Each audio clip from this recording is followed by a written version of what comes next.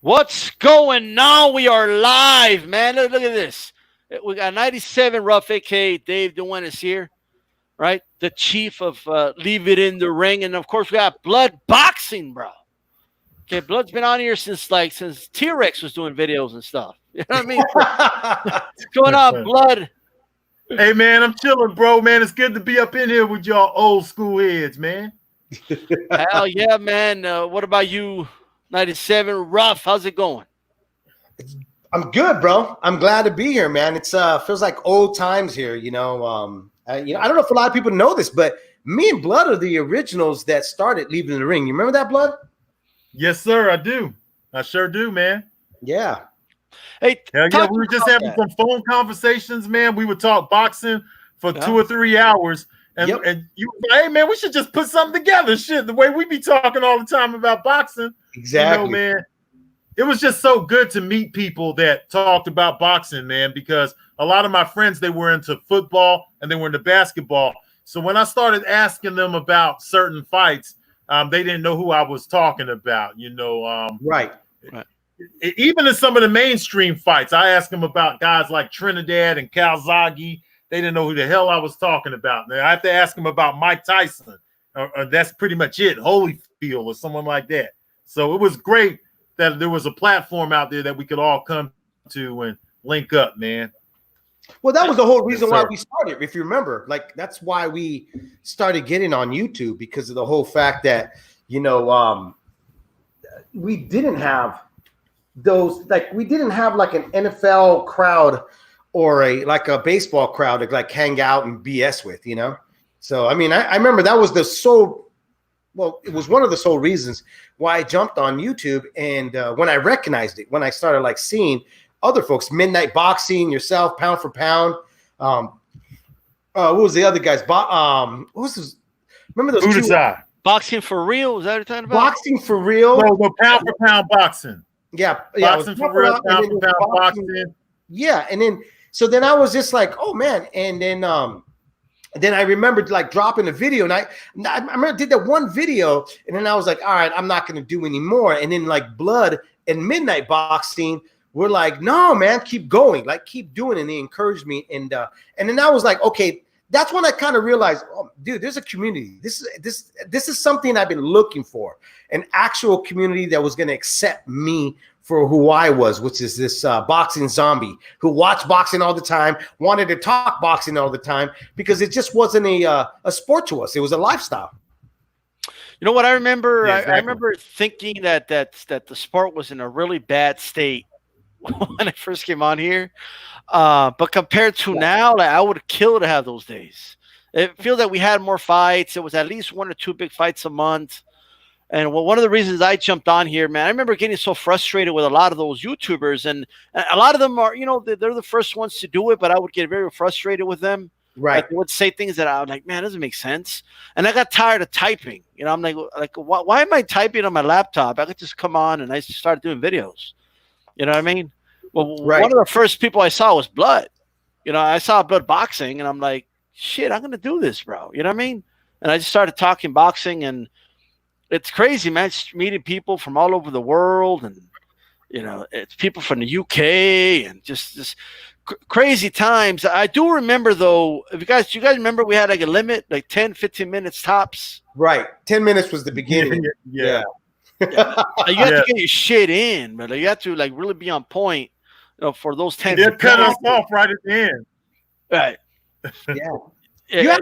You really had to bring your A game, because you had to crunch in everything that you had in your head, and you had to be creative to keep your audience in that 10-minute frame. So it was really different. It's not like now where I see guys, they'll draw out their whole thought of what they're thinking of whatever topic they want to talk about, and they'll draw it out for like 30 minutes. And then because I'll try to watch some of the, like the upcoming, or the guys that are now doing YouTube that have been doing it for a while. And I'll be like, I don't know, 5-6 minutes in, and I'm literally going like, okay, guy, can you fucking tell me what you think about this? And it's just going and going. Whereas for us, we were like, you had to get it done. Like within 2 minutes, if I didn't like tell you what I was thinking, I would lose you. You know? So it was completely different. Yeah, man. I also remember people being more creative. Bro. Remember Boxing Talk? Remember that dude?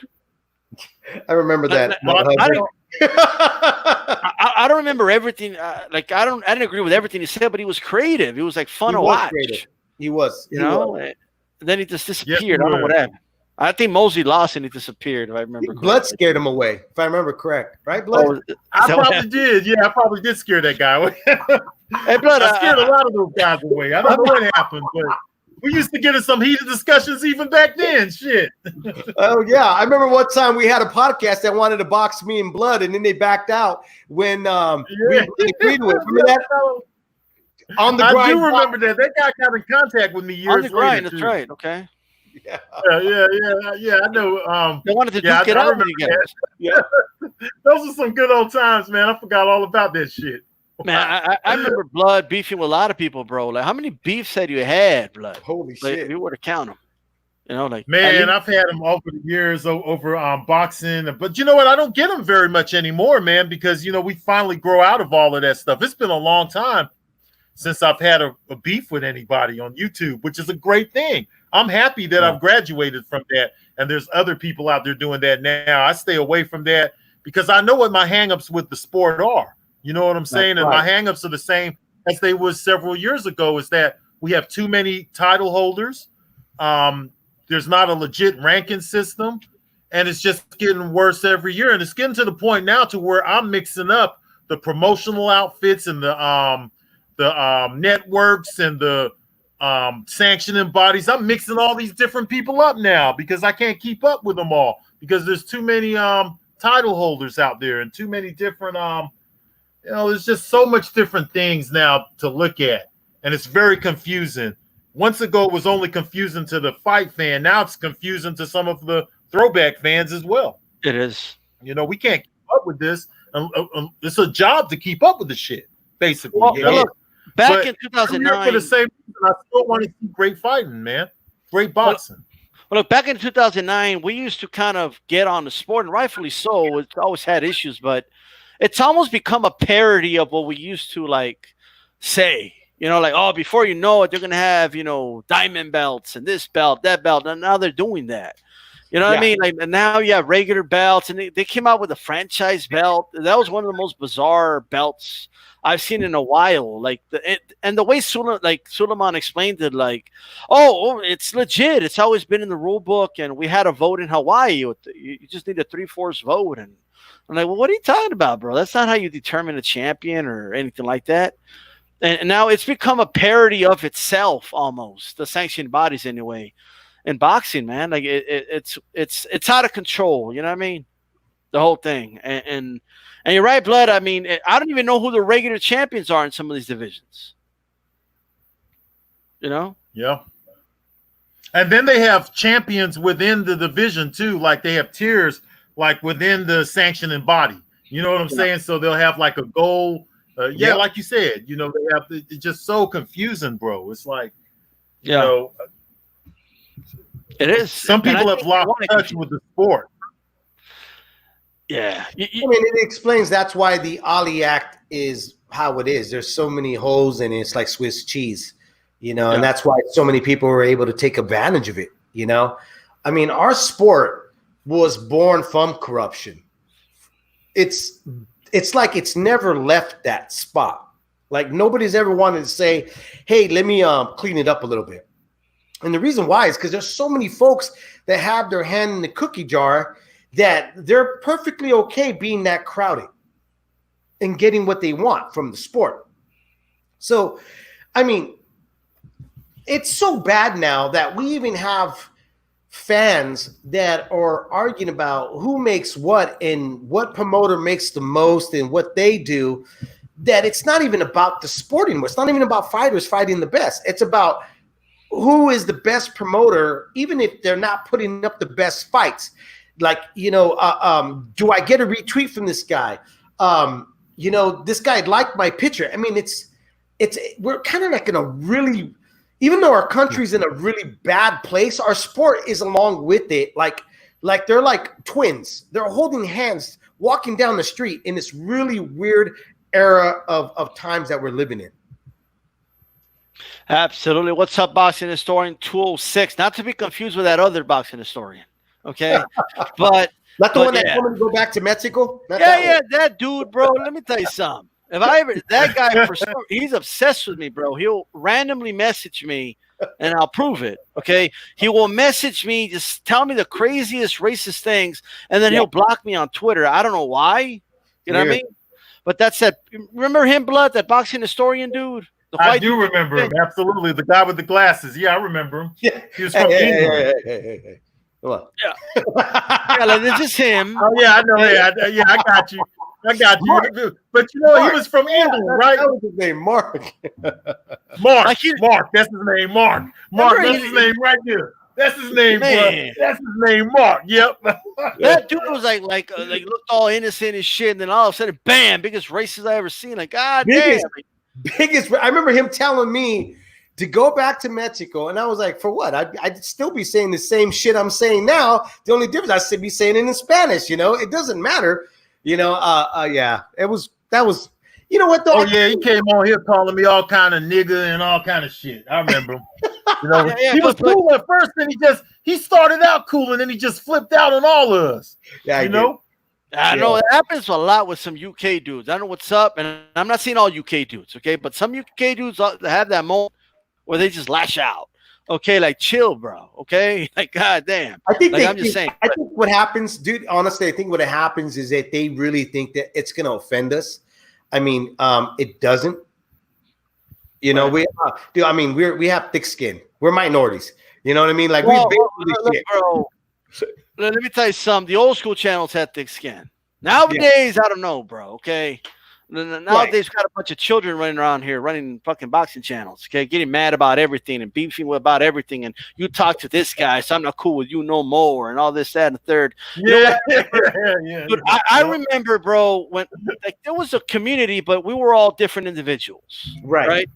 Like even you guys, you had Leave It in the Ring, but when it came to Blood doing YouTube videos, or you doing YouTube videos, or Strike Hearts, which I didn't even like Strike Hearts, by the way. Okay, but I don't hold that against you guys. Okay, but nonetheless, but that's the thing. Like my beef with Strike Hearts had nothing to do with you and Blood. Like, you know what I mean? Like there was none of that. It was just everyone was an individual, and it was harder to start narratives, press narratives. That was just harder to do because if you said something that didn't make sense, man, everybody was going to jump on you. You know what I mean? Because there was an argument, like someone could directly respond to your video. You know what I mean? You only had 10 minutes just to say what you had to say, man. But what do you make of that, Blood? You know, the difference of then and now with YouTube. There's so many different things because you have to remember when we first came on here, Google didn't even own YouTube back then, I believe. I believe that this was before Google took over YouTube. And they used to have the partnership program, and they used to have the star system too. Y'all remember the star system?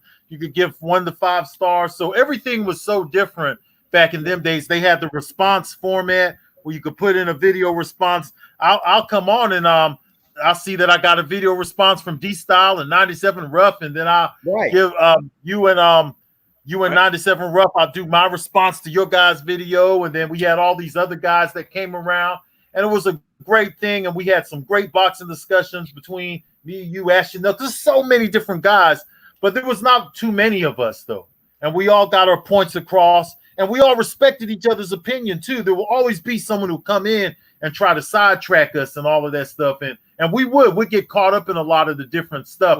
And I think what really broke up the unity that we all had was just that it got oversaturated with boxing channels. So many different, everyone wanted to create a boxing channel. We went through that stage and it just became oversaturated. You know, and YouTube changes format. Some of us got our channels suspended. I think D-Style, you've been through a few channels too, just like me.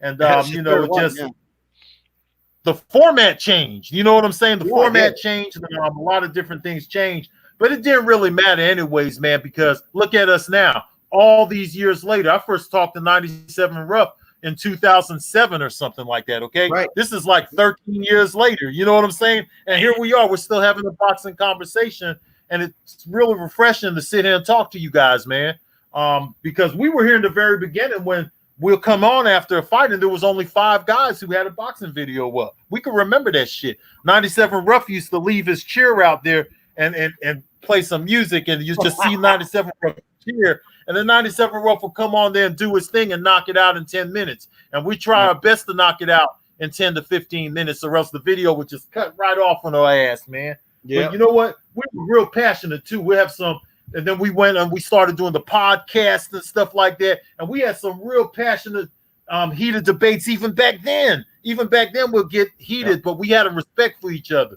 which we don't have now because it was oversaturated with too many different type of people came in running boxing channels. Even they even had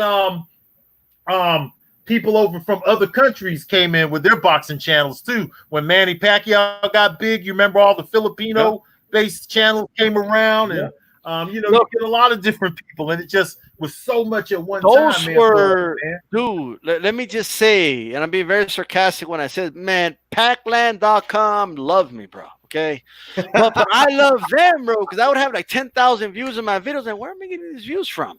You know what I mean? But I have like a shitload of thumbs down. You know what I mean? And I'll never forget this dude to say you're a racist because you don't admit that Manny Pacquiao is the greatest of all time. I'm like, God damn, like that was crazy. Okay, yeah, go ahead. I was gonna say, you know what? I tell you what's changed. Like when I watch a lot of these guys that are doing it now, a lot of them use more graphics than what we did. You know, like Blood was saying, like, you know, because we didn't have any of that yet, you know, unless you're like HBO and Showtime, we were able to put all these different graphics and all that, you know, we had this one, exactly. We just had that camera and we had to try to pour as much creativity with the content, the subject, you know, whereas like I see guys like, that do YouTube now, like Boxing Ego and those guys and stuff, that everything it's graphically, it's beautiful.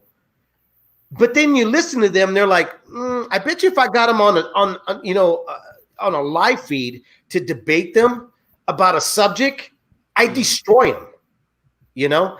And and then that's where you see a lot of guys. Like I get a lot of guys right now because I've been back on YouTube, but even like in my podcast, when doing podcasts, I would get guys send emails and they want to argue. And the problem with that, and I've always been one of those, like, I'm not going to sit there all day and just like, you know, because I got so much shit, other stuff in the real world that I have to deal with. I noticed that they're safe. And I applaud more people that decide to do things live, you know, and that's why I've always been like that. I like to do things live. If you're going to call into my show, it gives me the opportunity. Let's see how quick we are with it. Because I'm always open to hear somebody else go like, no, you're wrong, Dave. And you know what? This is the reason why, blah, blah, blah, blah, blah. Because it's an actual conversation. And that's what I've always wanted from boxing fans. Because the fact of the matter is that, you know, as much as people say like, oh, the boxing fans are stupid, this and this and that, you know, we're one track minded. We are, but the real hardcore boxing fans are willing to listen and open their eyes and go, okay, for instance, like, you know, people go like, oh, you're always bagging on Ryan Garcia. I have a reason. But if you can give me a better reason not to bag on him, what I'm missing, I'm willing to listen. I'm not saying completely. Like somebody was saying, like, it just doesn't seem like you want him to be a star. Well, I mean, where did you get that from? Because the fact I'm asking him to finally sign on and fight somebody and not bitch about his purse. Yeah. You know what I mean? I'm a boxing fan. You know, we're all boxing fans. We want to see the best fights made available and made today. I'm a boxing, you know, goal. I want to see it happen today. I don't see there's no problematic with that if I want to see good and you want to see good fights or anybody else wants to see good fights and stuff. But going back, like I said, I just always felt that Blood and myself and you and a bunch of other guys, you know, Budasai, you know, Strike Hard used to do a great job in how he had a presentation and rolled out his videos to attract you, you know. I think honestly, Strike Hard was, if I'm wrong, I mean, Talk Boxing and Strike Hard were the very first two that had more of that, you know, cinematic style. Like editing, yeah. Yeah, you know what I mean? You know, and everybody else does it, but they're missing the point is that, you know, you don't have to be a nut hugger to get people to tune in. You don't have to kiss people's ass. I mean, you know, like fighters' asses, you know, there is a such thing as having your own opinion or doing your own research and asking other people in the business about what they think and ask them tough questions, you know? Right. And I think a lot of folks want to be liked in this business or any type of entertainment business. They want to be liked more than understood or not understood, but like heard. They rather be liked than heard. Me, myself, I'd rather be heard than liked. Yeah, definitely. Yes, sir. I'm going to tell you guys, though, that there is an audience on YouTube. There is a boxing audience. I'm finding it out now because I put up some old videos on Dempsey and stuff. And what happens is a lot of those people, they go and a lot of the true boxing fans, when you talk about guys like Dempsey or you take it back to Jack Johnson or you talk about Ray Robinson or Armstrong, they'll come in later and they'll subscribe to you. So this page that I have right now, I'm getting about like 40 subscribers a day at this my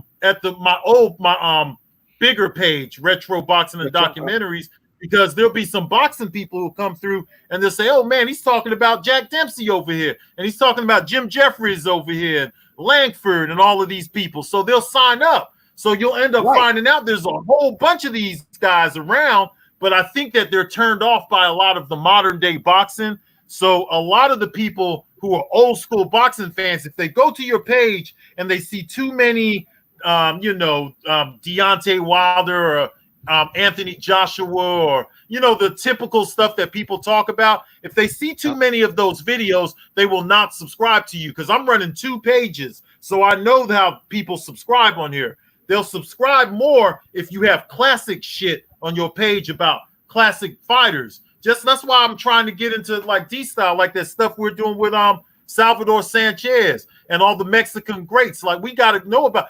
Look at all the Mexican greats that I didn't know about that you guys know about, like Bobby Chacon. I didn't know much about Bobby Chacon. You know what I'm saying? No shit about him because back in the day when I was growing up, and I was coming up, my dad didn't follow Bobby Chacon heavy, so I went with whoever he followed heavy. You know what I'm saying? So now that we have the information in front of us, it's up to us to take it and to teach people about these other fighters that were out there, whether it be great Mexicans, great Irish fighters. All of these guys are fucking warriors, man, and they deserve their credit for being warriors. Yes, boxing was built off a race, but all of these guys who stepped into that squared circle are motherfucking warriors. They're gladiators, and we should salute them for that and take our hat off to them for that. That's why I'm giving props to the Mexican legends and to the Irish legends and the Italian greats, not only the black great fighters, okay? And I'm talking about internationally too, because boxing is global. That's one thing about the sport too. You get great fighters from all over the fucking world, okay? Azuma Nelson, it goes on, man. Great fighters from everywhere. Australia got great fighters. Everybody got great fighters, man. I want to ask you a question, Blood. What do you make of the New Age fans that instead of doing their research, their idea of research is going to Box Rec, right? And they see some red and they say, oh, look, this guy had 12 losses. This guy had 20 losses. He ain't no legend. Floyd never lost, right? What do you make of guys that, do that? Because a lot of New Age fans do that shit.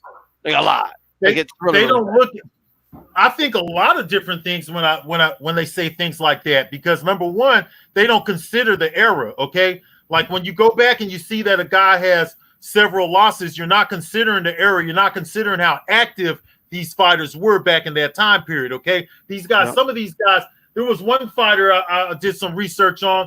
This guy fought like 30 times in 1 month, okay?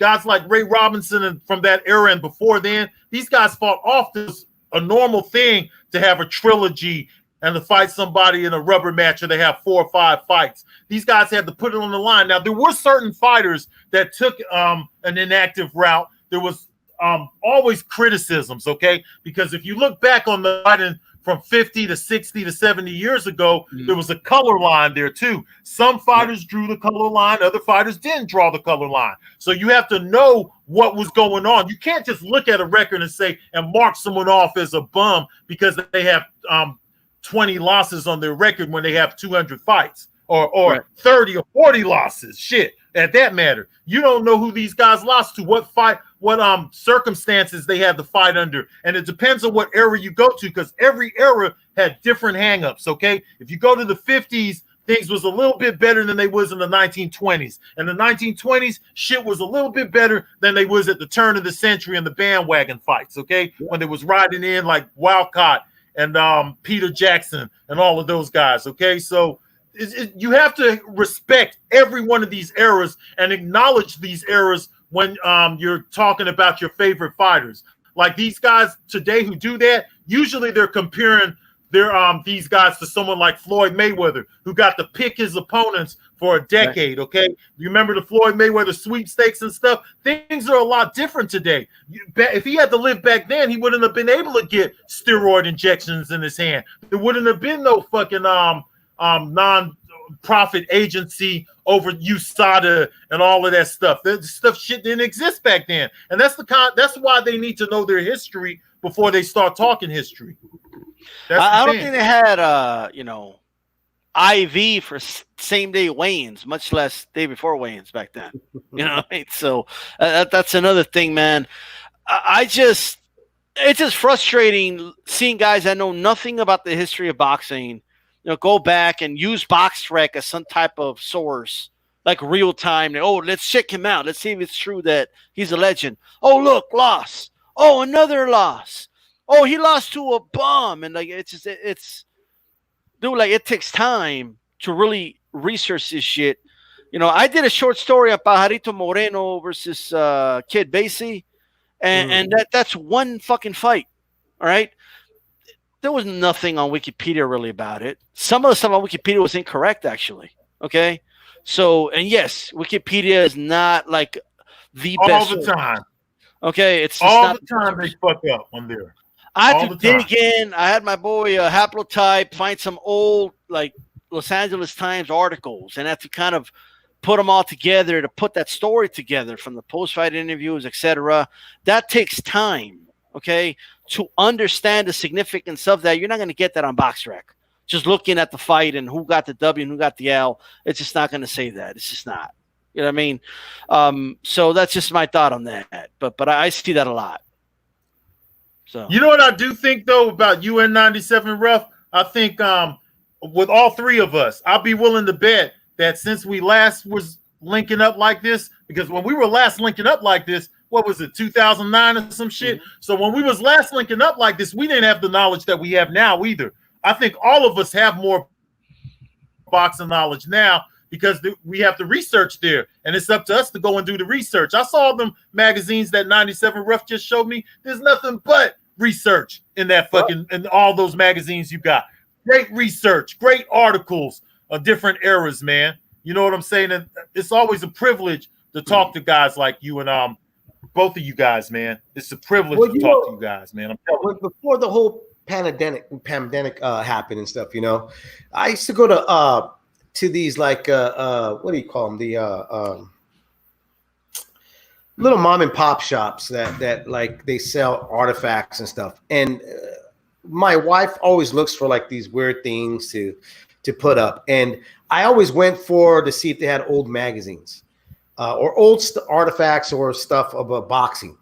And I ended up running into this little shop. And I would find like before Ring Magazine even came out, there was other magazines that was boxing wrestling, the WWF stuff, but it wasn't called WWF. And you read I got those magazines. Yeah. Yep. And let me see if I should have them like that because I have them like in a stash right there. And I would open them up and read them, and then some would be about Floyd Patterson or somebody else. Yes. And you read those stories, and the stories were really like a large amount of information because these writers understood, these journalists understood that the information they're going to give you is this is the only spot you're going to get it. You know, whereas now, as you can see, we're, you know, and I got good friends that write for Boxing Scene. You know, a good friend that writes for ESPN, who's now part of ESPN. You know, all these other guys, and I'm not knocking their hustle and what they do, but these guys don't even go in depth of what the fighter is going through, or their whole story about everything is a quick, you know, bait and hit. You know, they just want you to come down, read the headliner, and read the first couple sentences, and then you're gone. It's over, and that's where we're at as a generation. You know, most kids get all their information from social media and Twitter. Whereas like guys like us, man, I mean, if I took my camera into my garage, dude, I got stacks and stacks of VHS and DVDs of fights, sparring sessions of fighters, the Crunk, all kinds of sparring sessions of fighters that were going to the Crunk. And that was the information that I was getting. When I got a KO magazine, a Ring magazine, a Sports Illustrated, if it had boxing in it, I mean, man, you know, I read it from front to back. And here's another thing. A lot of international fights, if you didn't have money to pay to try to get a VHS or a DVD at the time, you had to just read the result and in the hope somebody wrote an article about it. This is before Max Boxing and anybody else where they had the forum. This is the way we got our information. So guys like us, or like, you know, D-Style and yourself, where you guys are doing these almost these mini documentaries, and you're getting so in depth, they're great. And the reason why you guys are willing to sit down and do the research is because that's the era we come from. Where I see a lot of these other guys, they don't do that. What they want to do is debate and click. That's what they want. They just want to put up something great with beautiful little graphics and looks great. And they want to tell you how great that fighter is and how much money he made. But then there's no information from it. It's just a fluff piece, you know? And I know, like you guys and myself, dude, I like, if I get jerked off, finish me off. Yes, sir. Well, look, absolutely. Look, we used to take, at least I did, and I still do. But I mean, man, 10 years ago, we took pride in being right, not being first, not breaking news here, because we were all getting views, and we're honest. There wasn't really a battle for the views, because there wasn't ESPN here, guys. There wasn't Fox News or none of that. I knew some dudes. I mean, some of my videos got like 20,000 views. We're talking about some like random fight. Okay. Right. So there was really, and believe me, we're not doing it for money either, because there was no super chats and there was no ad money. There was none of that. You know what I mean? It was all love of the sport. But one thing we took pride in is being right, being correct. Like I wanted to come on camera and have people say, hey, that guy knows what he's talking about. Right. You know what I mean? Because that means something. You know what I mean? Like it's, I can't stand the idea. Like if I ever do a live stream, because I've been doing live for a while, and whether it's podcasts or here, when I mess up, when I get a fact wrong, I'm like mad at myself. You know what I mean? Like, I can't believe I got that wrong. You know what I mean? Because I'm factually based, man. You know, but I don't get that sense today from most YouTubers. You know, I have some dudes out here that flat out lie about shit. You know what I mean? They had got no shame. You know, and it's kind of hard dealing with people like that because they don't have shame. You know what I mean? Like they'll just lie about the craziest things. You know, and I have an issue with that. But I wanted to bring something up. Now, this is old news, and it's been gone for a while. And I actually wanted them on, but maybe one day I'll get you both on. But so you know how you guys said leave it in the ring. You guys were on Thursdays, right? If I remember correctly. Yeah, that's how it started. Yeah, Thursdays and Sundays. Okay. Yeah, and then Rope a Dope Radio started, right? Mm-hmm. But what happened on that post-fight show where you and B like went at it, bro? Like you know what I mean? Like you're cool now. But like I That's remember, just like that's what fight fans do, though. You when I remember that to the T. Yeah, when like 97 Rough and B went at it. Okay, but that was one of the first really heated arguments I heard. It was like, wow, you know. But that was kind of groundbreaking because up until that point we had been keeping it pretty friendly, and then it just all of a sudden, you know. But that's what boxing brings out in us, though. That's what it brings out in true boxing fans. Like 97 Rough and Beeb, who are both older brothers who are, true boxing fans, been watching this sport for so many damn years, and that's what it brought out. You know, I mean, I don't know what I can only speak on my end. You know, I can't speak for Beeb. You know, Beeb, I love Beeb. You know, he does a great podcast, and he's been around for quite some time. You know, I think what was going on at that time was, and I was guilty of this, like a lot of folks.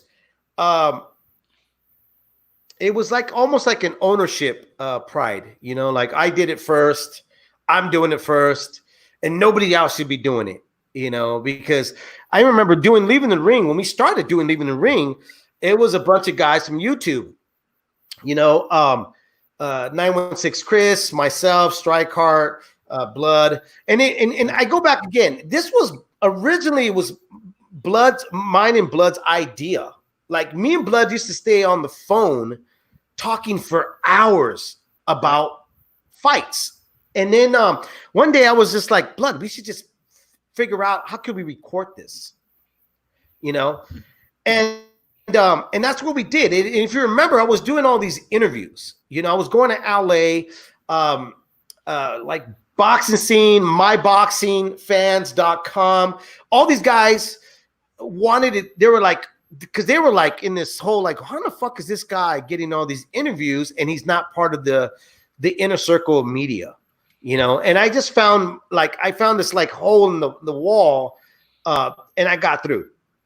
So going back, I think what happened with Abib and me at that time was there was confusion of who was doing what. And I remember I think it was right after the Cotto fight, Cotto and Pacquiao. And we did an aftermath show, and Roper Dope was doing that. Remember that? You guys were doing the Roper Dope aftermath. Well, we were doing the post fight, but I do want to say we were the first ones to do it. Right. And I think that Habib felt that wasn't right.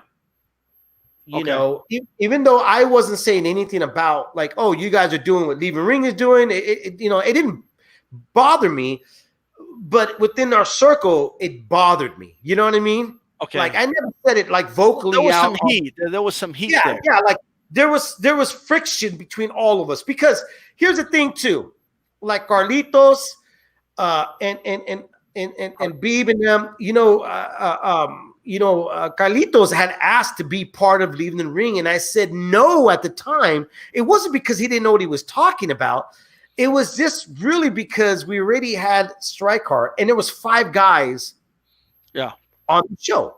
So we were like, and I had spoken to the rest of the guys. I'm like, what do you guys think and all that? And they're like, there's already a lot of us. And we were taking calls. I mean, we took calls. So I think that which Carlitos never like took it. I don't think he did. I hope he never did. I don't think he took it as a jab. I didn't want him on. But I think everybody else did. I think B took it as, this guy doesn't want it. He thinks he's better than us. And that's when it got really hostile between us, because it started off talking about Angulo knocking out some dude. And it was a bad knockout. And I was like, why is this guy in there? And B just like turned the switch on me. And all of a sudden these things came out that were like, they were like, behind the scenes feelings, and it ended up getting on the air, but we all like, we laugh about it now because it was so stupid and silly. You know what I mean? It was really dumb, but it just tells you how young we were. And really, we were learning the curve of how to be broadcasters and everybody, You know what I remember? And it's funny because like you said, we can laugh about it now. It's been so long. And it's so like, whatever now, but I I thought there was like something going on just because. Do you remember that dude? That was his name. That he ate a rotten sandwich or that he drank his own piss or some shit. What was his name? Yeah, Rob Riddler. Yeah, Rod Ritter. I remember calling him on the show. Yeah, the where he drank the piss. He called on the show. And I go, hey, you're live on Roboto Radio. What's on your mind?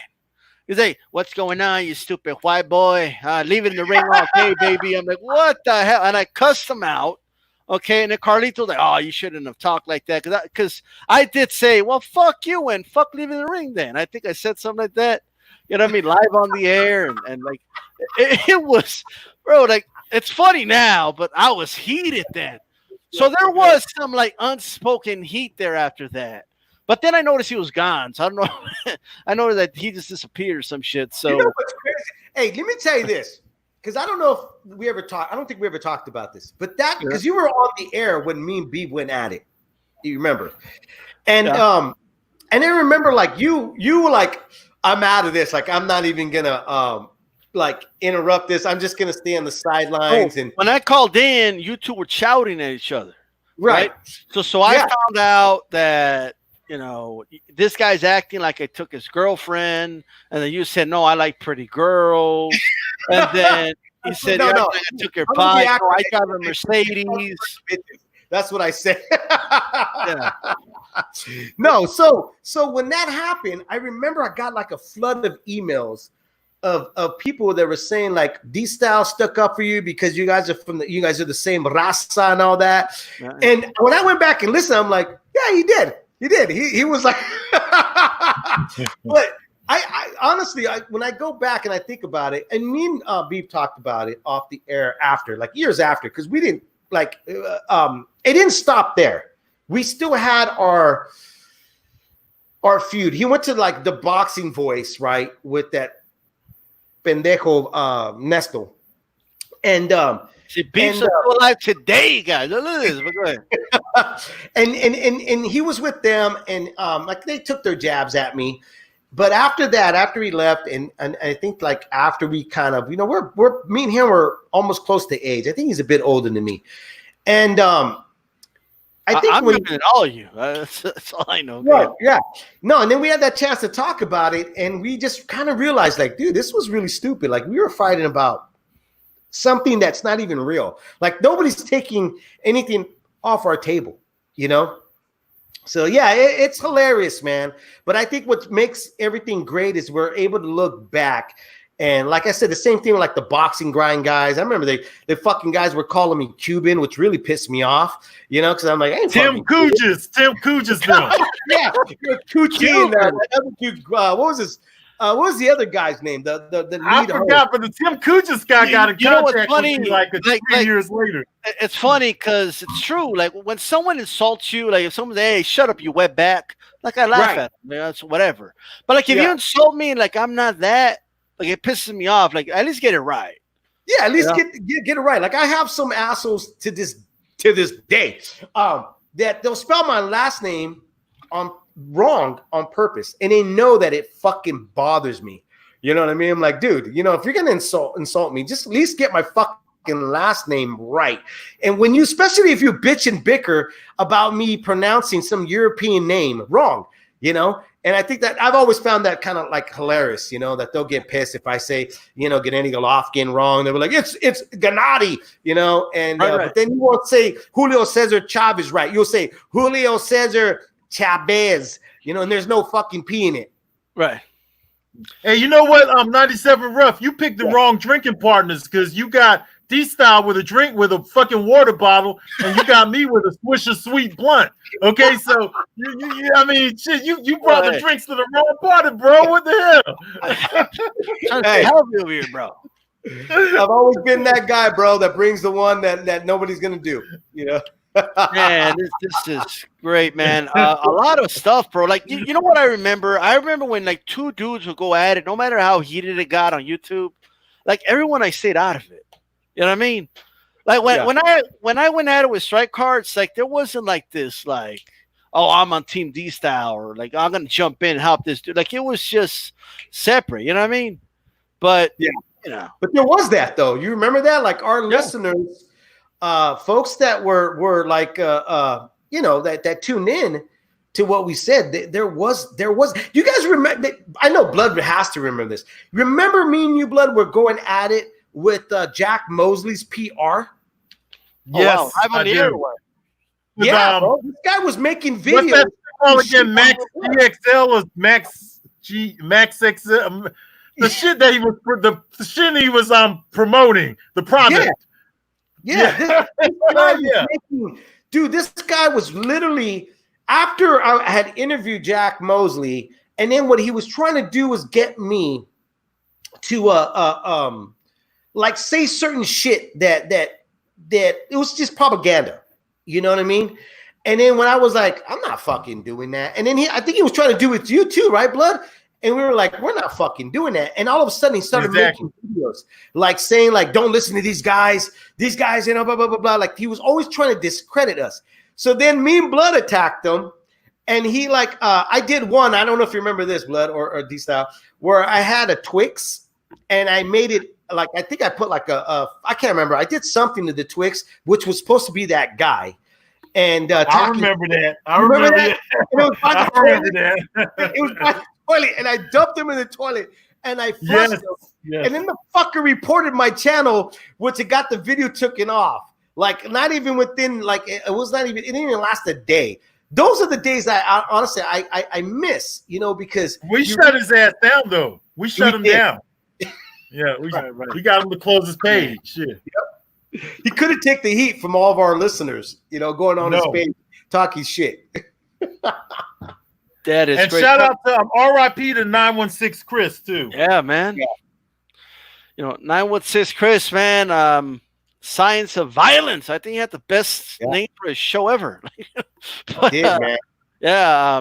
It's unfortunate and what happened with him and all that. But you know what was cool though, despite that tragedy, was a lot of people, and at the time we called it the YTBC, but like a bunch of people got together and they basically funded the funeral. You know what I mean? Yeah. The GoFundMe. You know, I remember being here with Hailstorm, and we did a video here, and we just put the link to the GoFundMe. A bunch of people went over there, and hey, $5 here, $10 there goes a long way. You know what I mean? Shit, I've dropped a pretty good chunk on him. I know that. Yeah, and it was worth it too. I felt good about it. I wish that he was still here to talk boxing with us. I know that too. Yeah, I unfortunately for me, I didn't find out until like later, you know, that he had passed. You know, and if a lot of people remember, he was part of Leaving the Ring. He was doing Chris on MMA on the Leaving the Ring network. And then he decided, I'm going to go venture out and do his own thing, which was great. You know, and then we just lost touch. I actually have a video of Chris because he lived in Sacramento. And, you know, Chuck Liddell had opened up this, you know, MMA gym out there. And Chris wanted to meet him, and I took a trip out there, and we picked him up, and he was able to sit there and have this long conversation with Chuck Liddell about boxing and MMA. The thing, I never posted it because Chris asked me not to post it because you were the camera, which I didn't know at that time that Chris was you know, all the way down, he was paralyzed. I thought that he had some function with his hands and stuff, and he didn't. So when the camera that I had was a very small one, so I had to have it a certain position that where you could see Chris in the wheelchair and how he was like the way, and he didn't like that. Like he, you know, he didn't want you to see it because he didn't want anybody to pity him. Like he just really was against that, you know. Right. But yeah, I have that. So, but I've never posted. I don't think I ever will, just because I still honor what he asked me not to do. Man, I mean, that's the way it is. You know what I mean? Yeah. So that's that. He used to get pissed at me when I used to talk shit about MMA. I don't know if you guys remember that. He would get mad. Like, I don't agree with you, Dave. And I'm like, man, fuck you, Chris. Yeah, Chris could make an argument when he wanted to, though. When he wanted to make an argument, he could make an argument, man. All of the guys from that time period. Now, I was really mad that one time when His name was Boxing Fan 4 when he made fun of Chris that time. But we all got together as a community. That. We put him in check. You know what I'm saying? That's what we did too. That was unfortunate, and because I do remember what happened, but I don't want to dive into it. But you know, because he said he's sorry and all that, and I believed him. So, but yeah. I don't think a lot of people knew. Honestly, I don't think a lot of people knew that Chris was paralyzed on the waist down in the situation of what happened to Chris. Right. You know, it was a private thing. You know, and I'm not going to talk about what had happened, how he ended up like that, but only a few of us knew about it, and there was only a few of us, and I was fortunate to had that conversation because, like I said, I was able to really meet up with them and talk to him, and I talked to him numerous times on the phone and stuff, you know. So, you know, he was an amazing person, man.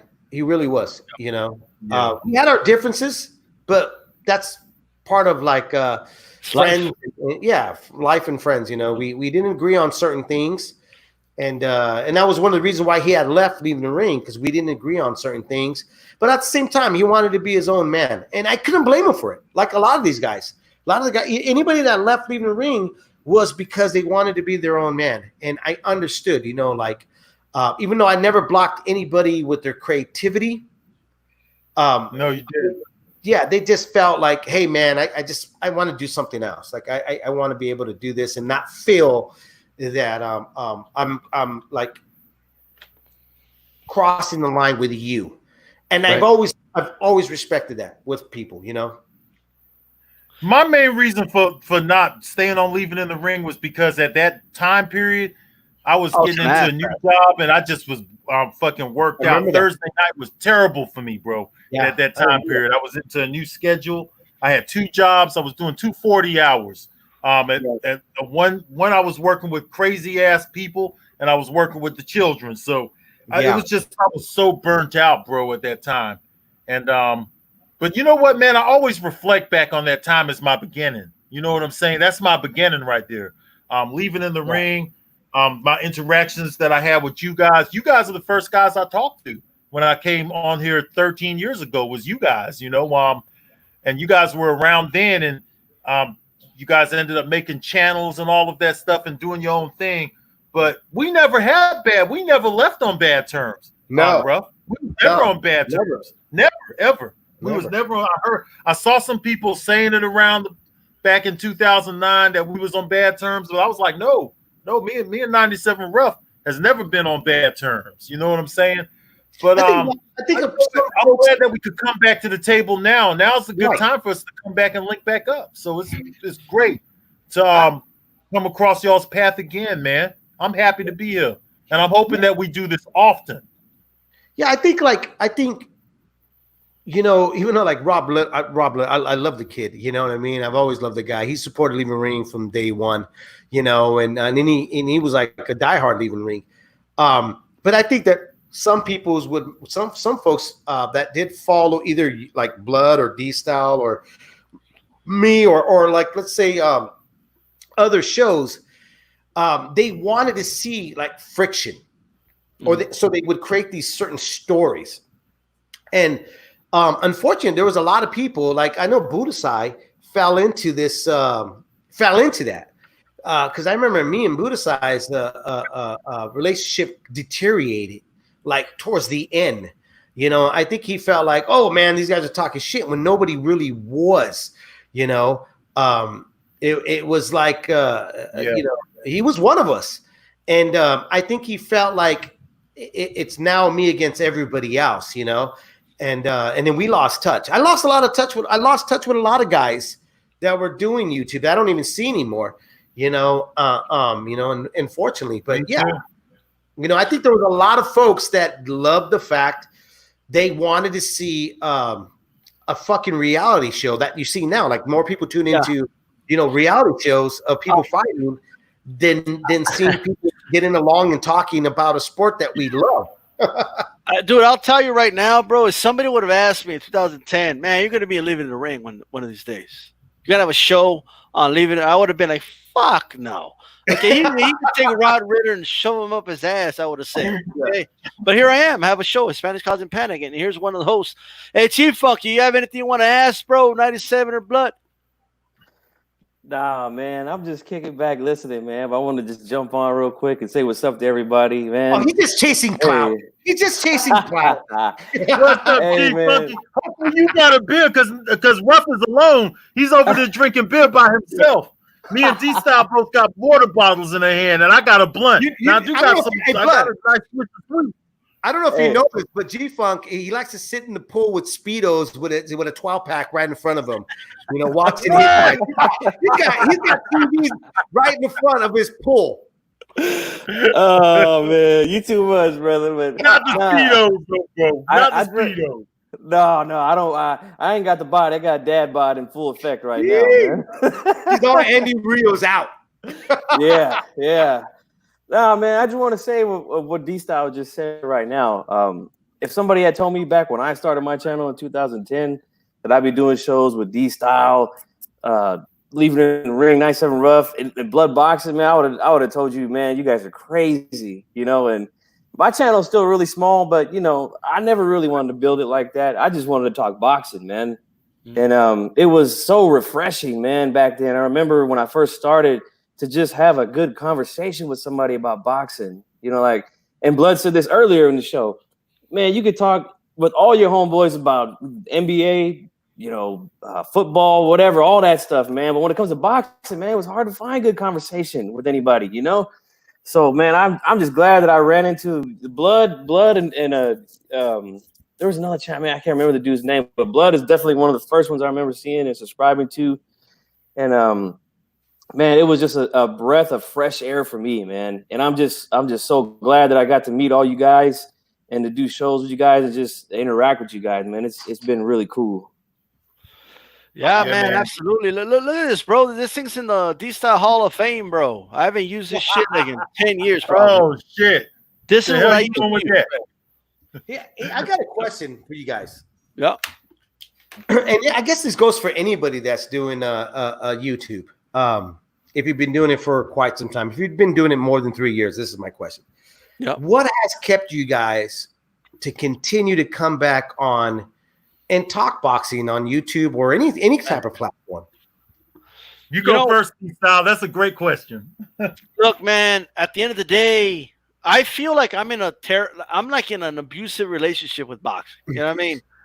Like, it treats me like shit. It's always trying to pander to others and not me, even though I'm the hard. You know what I mean? They're always trying to pander to the casuals and shit. Okay, going after others. And here I am. I stay faithful to the dance sport. Once in a while, I said I had enough, and I'll leave the channel. Like I've done at least 4 or 5 videos saying, "Guys, I'm done." You know what I mean? I'm done with the sport, and then I come back. Every single time, I'm like a battered wife, bro. Okay, I come back because something just happens. Like something happens that reminds me of why I love the sport. And the most recent thing that happened, because I was honestly, dude, I was this close to just calling it quits, just saying I'm done. It depends on how the sport's doing. And I was ready to just, that's it, I'm done. And then I don't know what it was when Andy Ruiz beat Anthony Joshua, because it was just like another routine fight. Like, here we go again. And then, Joshua's just going to beat this dude. And then all of a sudden, Andy Ruiz wins that fight, and it just sparked something. Like, it reminded me why I love the sport. And usually stuff like that happens. And that's what keeps me around, man. And it takes a lot to stay around. I know there's a lot of dudes out there. A lot of you guys are really successful, but you only been doing it for 1, 2, 3 years. Like, it takes a lot of commitment to do this, whether it's YouTube, podcasting, and I've done it all. Like, you know what I mean? Your channel gets taken down, you start it all over again. Like, that takes, it takes a lot out of you, especially someone like me who's just trying to be objective and not trying to clickbait. And I'm just here to talk boxing. You know what I mean? And I have a love for the sport. I'll tell you, man, it's hard. And it's hard because this is it. Like this, you're looking at like all the YouTubers, Boxing Combo and all those dudes, Budasai and all of them, they're gone. Like they say, I'm done. I remember I asked Blood, like, yo, what happened to the body banger, bro? Oh, he's done with boxing. That's it. He's over. So have I been there before? Yes, but I've always come back, man, because I'm always going to be that little kid that sat down with my dad and watched Maldrick Taylor versus Julio Cesar Chavez and fell in love with the sport. So that's and something that reminds me of that. It gives me that feeling like only boxing can. That's why I come back, you know? Bruce goes, this guy right now on the chat room, Bruce goes, boxing cost me my first marriage, and I wouldn't change a thing. Dude, let me tell you, he's outbeat us. I'm gonna tell you right now. Woo, damn. De La Hoya Vargas, bro. Okay, De La Hoya Vargas. Okay, for some reason, my aunt did that shit for my cousin when that fight happened. Okay, my uncles, my grandfather, they all snuck out to go watch that fucking fight. All right. Okay, like there they were, like the quinceañeras waiting to dance with her dad and her grandpa, and they ain't around. Okay, because they wanted to watch a boxing fight. All right. Right. I've got 2 weddings, and they're like, "Hey, Eric, what's my name? Right? Do you have that portable satellite? Yeah. Why? Because we're gonna put on the fight at the wedding. Yeah, we're gonna put on the fight. You know. So yeah, I believe it. Yeah. Blood. What about you, bro? What man, kept you know around, what? man? I can't leave, man. It's like that abusive relationship. Exactly what D-Style said. Keeps calling me. Just keeps There's calling been me. several times that I've thought about walking away from this shit. Several times. But you know what? You're not going to get, and one of the guys in the comments said it, the Texan there, you're not going to get to find this kind of boxing talk anywhere else. You got to go online somewhere. Because where I live, out in the boondocks and shit, ain't nobody talking about no boxing. Let me walk up to somebody and ask them if they even, I might be lucky if they even know who Floyd Mayweather is. This is where I'm at. Shit, I'm telling you, because this is a football state. Nobody's talking boxing, so I could never leave the internet. Plus, I have another mission now. I have a mission because I'm here for the old school fighters. I'm here to teach now. I want to put the message out there that these other warriors existed, because they diminish these guys all the time. And not only that, but some of the fighters help and assist in diminishing the guys that paved the path for them to get the paydays that they have now. They'll diminish these guys, will not consider what these guys had to go through. So, you know, the only way that I could really get my fix, my real fix, is to have a boxing discussion or to listen to other people who are as passionate about the sport as I am. And, you know, sometimes we just have to go back to our beginnings, back to the originals. You know what I'm saying? So that's why it's so great to be up in here with you all, man. Is this something we keeping going here? Are we keeping these throwbacks going or what? What's going on here? I'm down. G-Funk, what about you, bro? What's kept you around, man?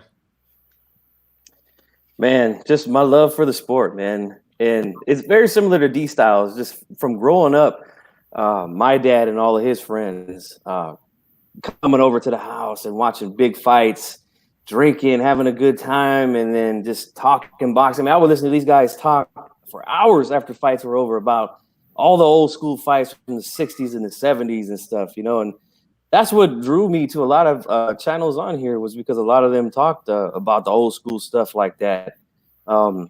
But man, I'm just like you guys, man. I done threw this thing away. I done threw this bitch out and come back every time. You know, I'm a damn boxing simp. You know, like I keep coming back. Boxing's got a sweet ass, bro. That's why you got to get back to it. You know. Oh man, we can't leave it. We can't leave it. It's too hard, man. I tried, man. I really have, but I'm still tying off right now. You know, like I'm hooked, man. I can't do without it. You know. I actually walked away for a while. Yeah. And I did. And the good part was that I had a great team with leaving the ring. You know, I had Gabriel Montoya and Steve Kim, Felipe Leon. Felipe Leon and Evan Rakowski from HBO. I like that show.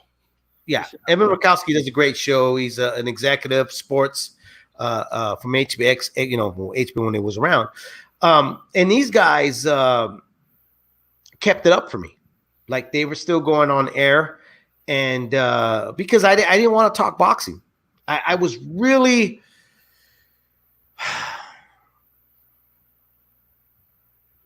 I was tired of it.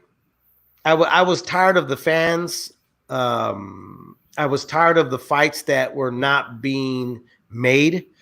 The whole overall, you know what I mean?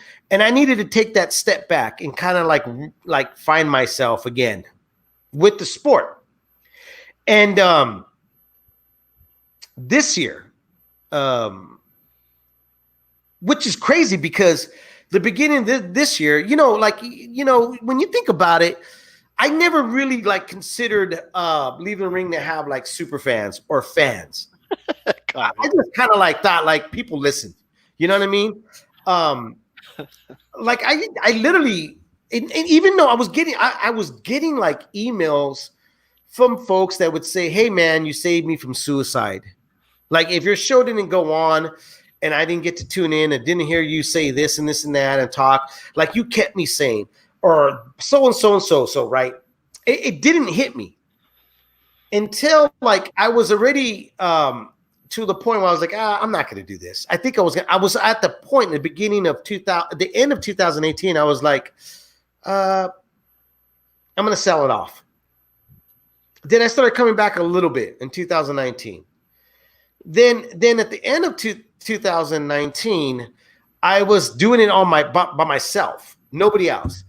And then a milk car who's out of New York but's living in London, who's always called in for like 10 years to leave in the ring. He writes me an email and he's like, dude, I'm a super fan. I'm listening to your show, et cetera. Could you listen to my show I'm doing with my buddy Kenny that he decided to do? And then I tuned in because I always do. If you ask me if you're a fan, if you ask me, hey, can you tune in and can you tell me what I'm doing wrong, blah, blah, I'll do it. Sometimes I'll get the fuck you, what do you know? But you asked me. And then he hit me back and he's like, dude, I've always wanted to do a show with you. Would you be willing to come on? And that's when I was like, you know what? I don't have a co-host right now. I decided to drop everybody. Not drop everybody. I decided to do a different route. I wanted to go a different route. I was like, would you want to do a show? And that's what re-sparked like my love for the sport was being able to talk to somebody that had no relations with the sport business. Right. Because dude, I could pick up the phone and talk to so-and-so, so-and-so, and so-and-so, and so. And a lot of folks don't get this. When you have these relationships with so-and-so, and so-and-so, and so-and-so, they can drain you. Like they can literally drain the soul out of you because now you're knowing shit that if you're just a regular fan, you're like, well, I can't wait for this fight to happen. But you already know, you got that sixth sense. I was given the sixth sense that I never wanted. Right. And I had that, and I was like, fuck, man, I know this fight ain't gonna fucking happen because of this fucking reason, because this dickhead over here doesn't want to agree to this shit, blah, blah, blah, blah, blah. And that turned me off with the sport. Mm-hmm. I used to get emails going like, man, I wish I was in your position. No, you don't. If I can go back and just be a fucking fan, I'd be a fan. Well, that's what I want to be. I don't want to be no more than a fan. Me personally, that's how we are. I really don't want to talk to fighters or nothing like that. If I could talk to a legend here or there about, something they did, but current fighters, I don't want to talk to them because I always want to keep it as a fan, because if you start getting to know these fighters and stuff like that, then you're going to always have to hold something back. And a lot of the people, they build relationships with these fighters. And when you build relationships with people, then you have to hold back some certain things because now you have to worry about what that person gonna if that person's gonna be offended and all of that. I never held back though, blood. Like I always said what was on my mind. People. I mean, look, if you follow Leaving the Ring, you would remember when we posted when Golden Boy was trying to sue us. Shut us up. I do remember that. Yes, we were talking about Floyd when Floyd outed himself out. Right. we were popping everybody with PEDs. But here's like, okay, I'll give you a prime example. I remember Blood. Remember you asked me, "Hey, come on your show. Let's talk Anthony Joshua and Deontay Wilder." Remember that? Right. And I was saying on your show, it ain't gonna happen. It's not gonna happen. So you have to be the guy telling people that Santa ain't real. Yeah, and I'm telling you because this is the reason why the business is doing this and doing that. They're looking to do this. They're trying to build Wilder. Et cetera, et cetera, et cetera. I was getting flooded with hate mail because I was telling you the truth. Has it happened? Has AJ and Wilder happened? No. Nope. Still hasn't happened. Yeah, because I was telling you the truth, the fact that people like you, there was other YouTube channels that they were influencing other folks going like, oh, I talked to so-and-so and it's going to happen, blah, blah, blah. They're full of shit. They didn't talk to anybody. Right. Because there's only a certain amount of people in PBC that you can speak to that are actually going to have knowledge about what they're doing, which I applaud PBC. You know, as much as there's a lot of hate or what PBC has done or what they think, like people will try to say they're doing. Mm-hmm. They did a lot of shit right. They allow the fighters to speak. And the fighters are the ones that were writing up their script of what they were going to do in history, which we don't like. We don't like it, but it's a lot better than what DAZN and Eddie Hearn are doing, which they decided to fucking open up the whole checkbook and let everybody know what they had in the bank, and it's biting them in the ass now. They messed up the market. You know what I mean? To me, that's what happened with that. This is something you kind of told me in G Funky. Like, if you remember the first time I invited you to Hispanics Cause and Panic, you came on. We did a show. It was a great show, and I remember like just thinking like, because you've been doing Leave It in the Ring and all this stuff, and then I'm thinking like, I hope he enjoyed the show. You know what I mean? Oh, I loved it. And you literally said, like, man, this is the most fun I've had talking boxing. Yes. In a long time. Yep. Because it was just boxing fans talking boxing. Yeah. That's it. You know what I mean? Yeah. No connections, no conflict of interest. Because, man, I know all about the conflicts of interest, bro. I can't stand, like, all I will say, getting Andre Jarrell on Robodope Radio with the conditions that we're setting forth, all I'm going to say is that Ashley Knuckles said, I ain't going to fucking do this shit. Yeah. Okay? Ain't nobody going to tell me what to ask. Okay. You know what I mean? So I know a lot about a lot of that stuff. And we were so naive, dude. Like, I remember Ashley Knuckles and myself, we were like, hey, fighters, if you want to be able to tell the truth, come and talk to me, blah, blah, blah, blah. And the reality was that not even the fighters want to tell you the truth. Yeah. They're gonna PC whatever they're gonna say, and that's why, like, even to this day, like, I'll get like certain and here's the crazy part. Like, I'll hear somebody on your show or this show or that show that they go, oh, I talked to the manager about, I talked to this guy. You're so full of shit because it's a very small circle of people. PRs, there's not that many in boxing. Managers, there's not that many. And if you're a manager, like, I don't know about, that means you're like the fucking fifth down in the down tier manager. Right. You know what I mean? And so these guys there's a script that they're being told, this is what you could say and just don't say this. Even publicists are telling you. I mean, look, and that's why I lost my love with the sport. I was excited to interview fighters. I was excited to sit down and talk to them. I was excited to go to the gyms and do this and that. But then when it got to like, I was being told by a high-profile fighter at that time, hey, I need you to write out your questions. And I was like, why? I don't do that. That's not the way I work. Like, I see guys now that do podcasting, they'll post a picture of all the how they script everything. Not interviews, but how they script it. I don't do that. I've never done it. I like to be more organic of what I'm going to do.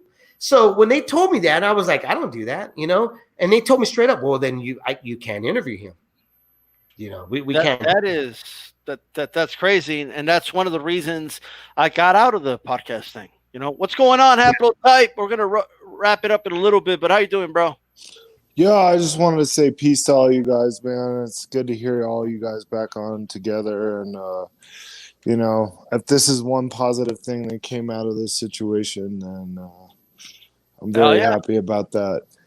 You know, I remember listening to, of course, Blood first, and then when he got with 97 Rough, I was always a supporter and commenting and making videos alongside of you guys, and D-Style as well.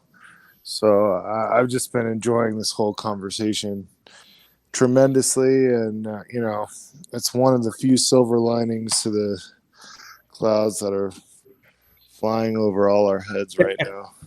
Let me point this out really quick too, just really quick. And I don't know if Blood remembers this conversation that we had when we were doing Lead the Ring. Blood, you remember telling me, you're like, I don't really care about interviewing fighters, man. I just want to talk boxing. Yes. And I think Blood really honestly,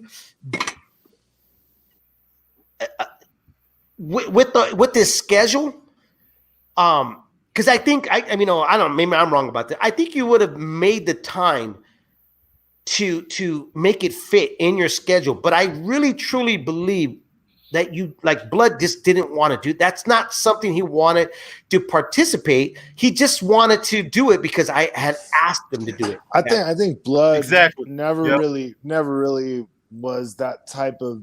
He just wanted to talk boxing. Like he wasn't out there trying to be famous and talk to fighters and ingratiate himself and all that kind of stuff. And that's what drew me to both of you guys, honestly, as well as D-Style. You know, like, you know, there was just a purity that went with it.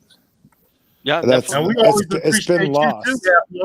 I want to go around right now and ask all of you. It's going to be a little bit of a tough question, you know what I mean? But in all your YouTube, specifically on YouTube, tell me one regret you have, like a beef or a video you did, something you said or something. I want to start with you, 97 Rough. With me? Yeah, like, is there any regret you had? Something you could take back. You could go back and, like, you know what? Maybe I shouldn't have said this or done that, or maybe whatever it is. Any regret? Only regret I have, and it's none of those. Like, nothing I ever said or did. The only regret I have was leaving YouTube and just going solely podcasting, because for a minute I forgot my roots, and you know, that's fucked up. I left a lot of my subscribers that were true to me, that didn't want to go they didn't want to go that route of podcasting, and I abandoned them. That's one of my biggest regrets. Okay. What about you, Blood? I feel kind of the same as 97 Rough. I did abandon a lot of subscribers, and that's why I have 4,000 dead subscribers now, because we brought those subscribers in several years ago with Leaving in the Ring and what you was doing over there too with Rope-A-Dope. We're the ones who brought that group of subscribers in, and we did pretty much abandon those subscribers because I went away too, and I wasn't consistent, and I was getting channels suspended left and right. And I think my biggest regret was the way I handled some of the suspensions, because some of those, my original channel probably could have had a lot of momentum. And, you know, I got involved in a lot of stuff that I shouldn't have got involved in, a lot of stupid beefs. So I have so many of them. I would say overall, just getting involved in YouTube beefing and things like that, because we were at the very beginning.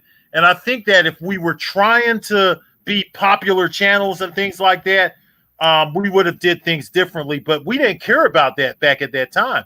Like 97 Rough said, 97 Rough had all the fighters for me to talk to. I could have talked to anyone I wanted to. He told me that, hey, I'd get you anybody.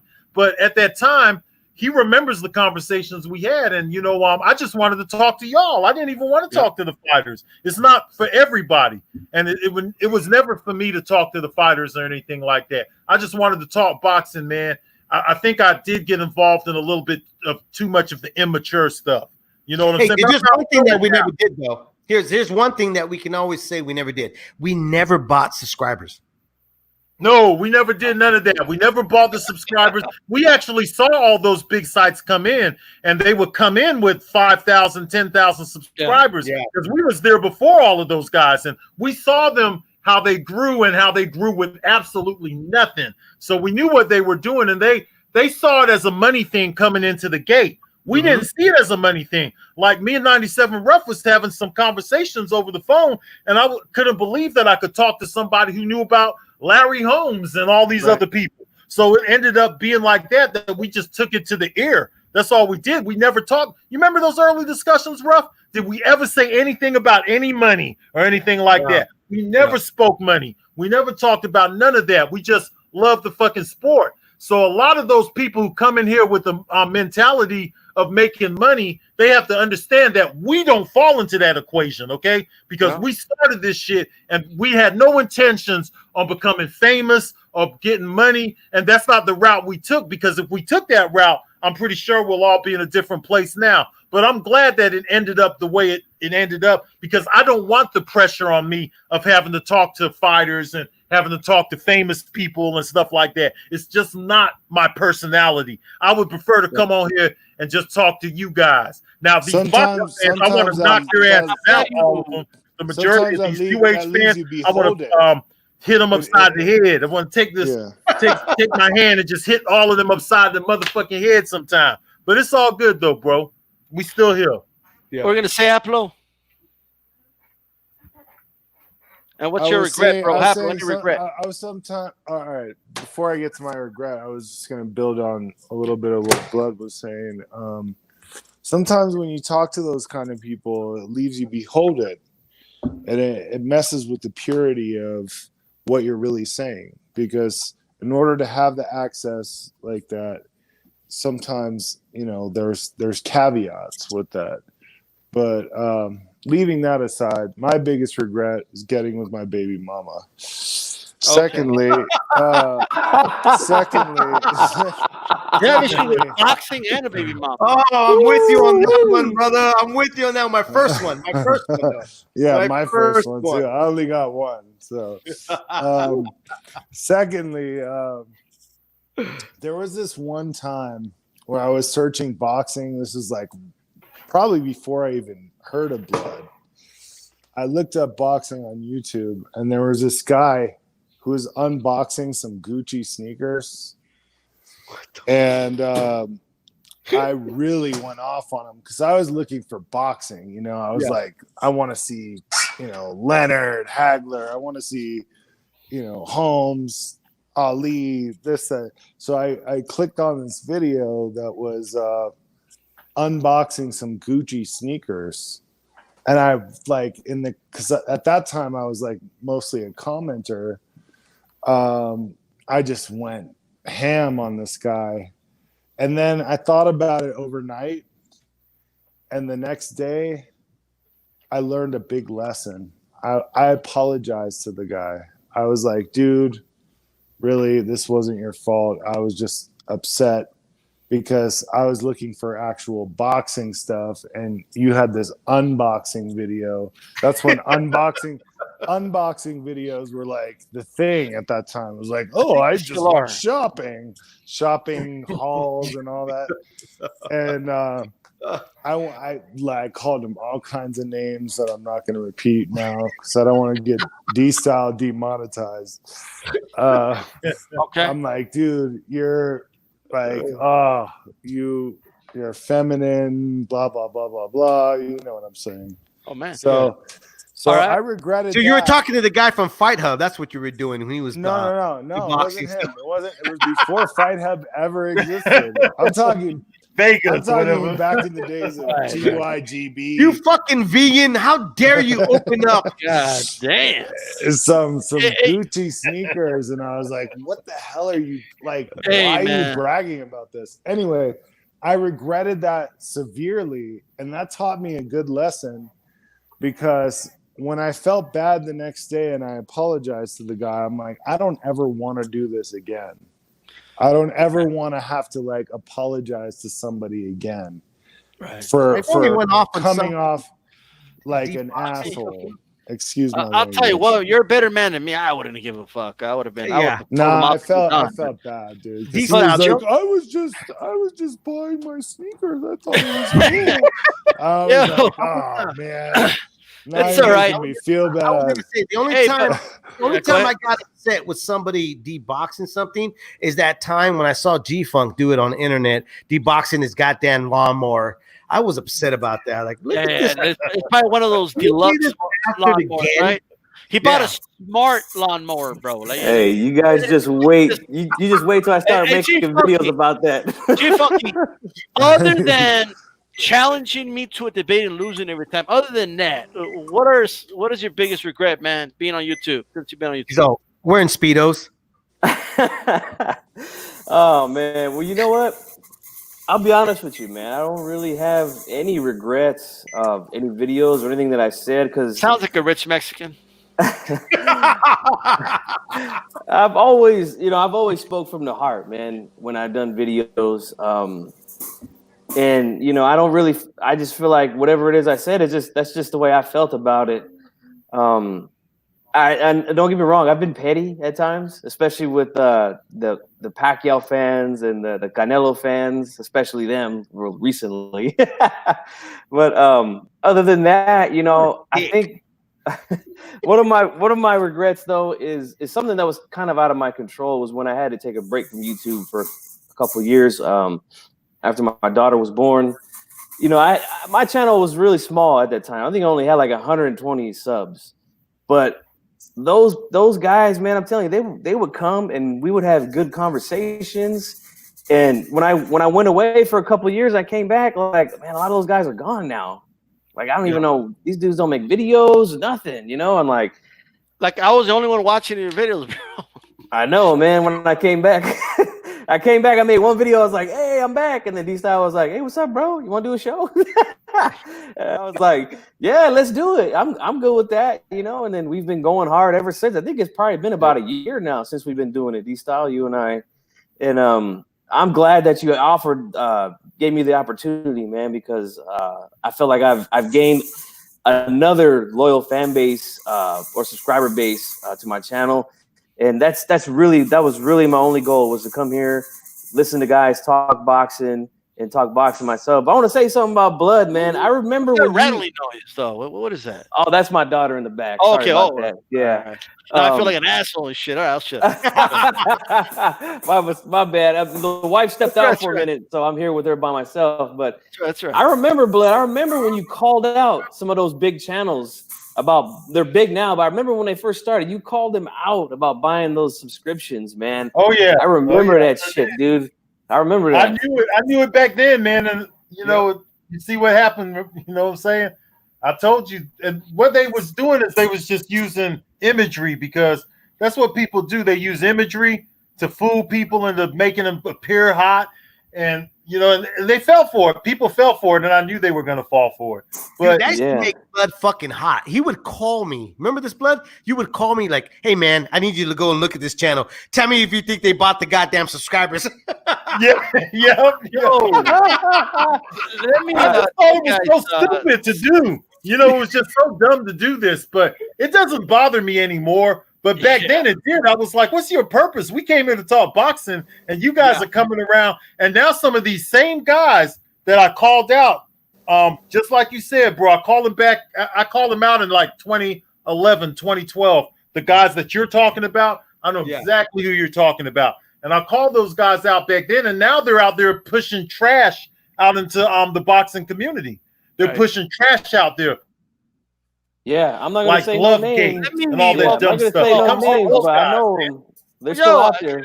I have regrets too. Like, hold on, okay, let's chill. But regrets, yeah. So I have a couple. So one, very similar to you, I abandoned the whole subscriber base because I went to like there was a time where it was lucrative to go to Block Talk, right? Because it was live. Like YouTube didn't have live.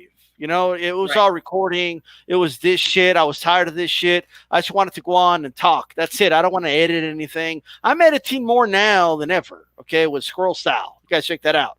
Okay, but so that's number one. I have a lot of dead, what you call them, Blood? Dead subscriber base, like Yeah. accounts that just don't have anybody anymore. It's they're there. Like, I don't know what it is. And not only that, a lot of them, they created that stupid bell button. Okay. So when I came back, anyone who subscribed to me before is not getting notifications that D-Style's on. Like, I still get people today like, hey, whoa, D-Style, you're still doing this shit? Like, yeah, I am. Like, I've been subscribed to you. Well, yeah, like, yes, I'm on. But anyway, so that's one. But one, man, I still remember.